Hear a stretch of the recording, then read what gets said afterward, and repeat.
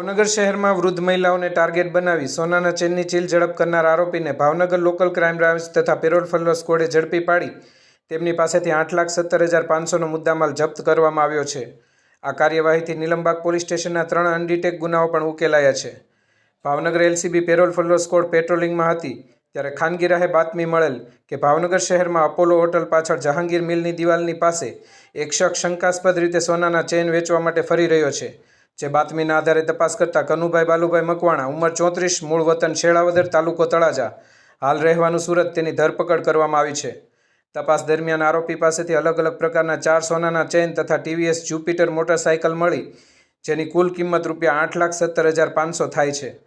આરોપીએ પોતાના મિત્ર રમેશભાઈ વાઘ રહેવાનું ઉંચડી તાલુકો તળાજા સાથે મળી પાલીતાણા તળેટી સહિતના વિસ્તારોમાં વૃદ્ધ મહિલાઓના સોનાના ચેનની ચીલ ઝડપ કર્યાની કબૂલાત આપી છે।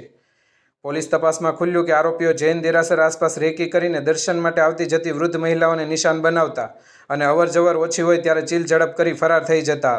આ કામગીરી કરનાર police staff police inspector AR વાળા તથા પોલીસ ઇન્સ્પેક્ટર PB જેબલિયાના માર્ગદર્શન હેઠળ સ્ટાફના ભયપાલસિંહ ચુડાસમા, ઇમ્તિયાઝ ખાન પઠાણ, ચંદ્રસિંહ વાળા, મજીદભાઈ શમા, મહેશભાઈ કુવાડિયા, નીતિનભાઈ ખટાણા, હરિચંદ્રસિંહ ગોહિલ, પ્રજ્ઞેશભાઈ પંડ્યા વગેરેના જોડાયા હતા।